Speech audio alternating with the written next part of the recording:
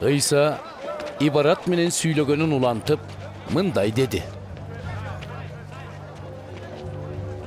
Асман падышачылыгы баласын үйлөнтүп, той берген падыша сыяктуу.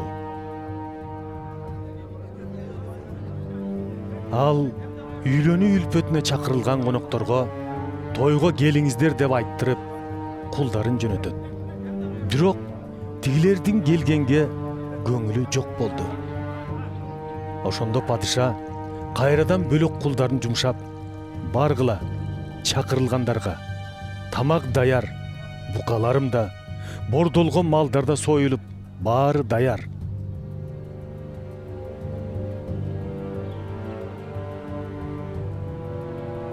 Тойго келиңиздер деп айткыла, деди. Тойго чакырылган коноктор болсо, падышанын сөзүн этибарга албай, туш-тушка басып кетишти.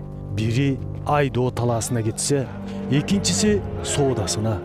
Дагы башкалары болсо, кулдарын кармап алып, кордоп, анан өлтүрүп салышты. Ошондо падышанын каары кайнап, аскерлерин жиберип, жанагы канкорлорду кырып, шаарын өрттөдү. Анан кулдарын айтты: үйлөнүү тойго даяр болчу. Бирок чакырылгандар татыксыз экен. Ошондуктан жөнөгүлө да жолдордун кесилиштерине барып, жолуккандардын баарын тең тойго чакыргыла. Баягы кулдар жолдорго барып, жамандарды да, жакшыларды да иши кылып, жолуккан адамдардын баарын чогултуп келишти. Ошентип той үйү жамбаштап жаткандарга жык-жыйма толду. Аларды көргөнү келген падыша той кийимин кийбеген бирөөнү байкады. Анан ага мындай деди: "Эй дос, той кийимисиз бул жакка кантип кирип кеттиң?" Тигил болсо үн катпады. Ошондо падыша кызматчыларына мунун колу бутун байлап туруп, сырттагы караңгылыкка ыргытып таштагыла. Ал жакка түшкөндөр кыйналганынан тиштерин кычыратып өкүрүшөт, деди. Анткени чакырылгандар көп болот, бирок тандалгандар аз. Ушундан кийин фарисейлер кетип калышты да, Ыйсанын кебинен бир кынтык таап, сөзүнө кармайлы деп акылдашышты. Анан Ыйсага өзүнүн шакирттери менен Ироддун жолун жолдоочуларды кошуп, мындай деп айтыш үчүн жөнөтүштү: Устат, сиздин чынчыл экениңизди билебиз. Бирөөгө жагынууга аракет кылбайсыз. Эч кимдин жүзүнө карабай, адамдарды Кудайдын акыйкат жолуна окутасыз. Эми бизге айтыңызчы, сиз кандай ойлойсуз? Рим падышасына салык төлөгөн болобу же болбойбу? Ыйса алардын мындай жаман оюн билип: Эй, эки жүздүүлөр, эмнеге мени сынап жатасыңар? Мага салыкка төлөнө турган бир күмүш теңгени көрсөткүлөчү, деди. Алар бир күмүш теңгени алып келишти. Анын бетиндеги сүрөт менен жазуу кимдики экен? Деди Ыйса. Ошондо аларга карап: Падышаныкы, дешти алар. Ыйса: Анда падышаныкын падышага, Кудайдыкын Кудайга бергиле, деди. Тигилер мындай сөздү укканда таң калышып, Ыйсаны калтырып кетип калышты.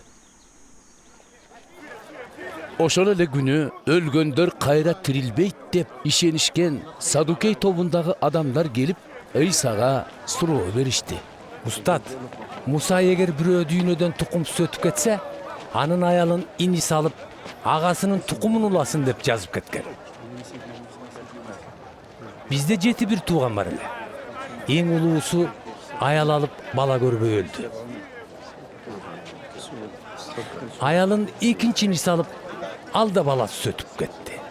Анан үчүнчүсү да ошондой болду. Ошентип 7-сине чейин баары ушундай каза болушту. Эң аягында аял да көз жумду. Эми кыяматта кайра тирилишкенде аял кимисиники болот?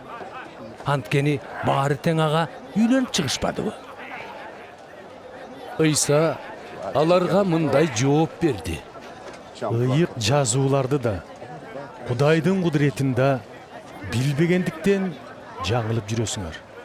Анткени адамдар өлүмдөн кайра тирилгенде аял да алышпайт, күйөөгө да чыгышпайт. Алар асмандагы периштелер сыяктуу болушат. Ал эми өлгөндөрдүн кайра тирилери тууралуу Кудайдын силерге эмне дегенин окуган эмес билеңер. Ал мен Ыбрайымдын Кудайымын, Ыскактын Кудайымын жана Жакыптын Кудайымын деген. Кудай өлүктөрдүн эмес, тирүүлөрдүн Кудайы. Ошондо ыйсанын таалимин угуп турган калайык анын сөзүнө таң калышты. ыйсанын садукейлердин оозун жапканын уккан фарисейлер өзүнчө чогулуп келишти. Алардын арасынан бир дин мугалими ыйсаны сынап мындай суроо берди: Устат, Тоораттагы эң улуу осуят кайсы? ыйса ага мындай жооп берди: Кудай эгеңди чын жүрөктөн, бүткүл жан дүйнөң менен, бардык акыл оюң менен сүй. Бул эң улуу жана биринчи осуят. Экинчиси буга окшош: башкаларды өзүңдү сүйгөндөй сүй. Мусанын мыйзамы да, пайгамбарлардын окутуулары да мына ушул эки осуятка негизделген. Фарисейлер чогулганда ыйса мындай суроо берди: Машаяк тууралуу кандай ойдосуңар? Ал кимдин тукуму? Дөөттүн.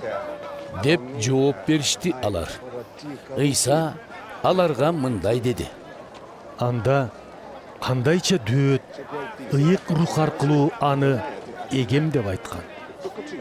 Ал жараткан эге эгеме деди мындай: кастарыңды буталдыңа жыкканымча олтура тур, сыйлуу жер оң жагында деген. Демек, эгер дөөт өзү машаякты эгем деп жатса, кандайча ал кайра дөөттүн тукуму болот? деди аларга. Эч ким бул суроого жооп бере албай койду. Ушул күндөн тартып эч ким батынып ага суроо бере албады.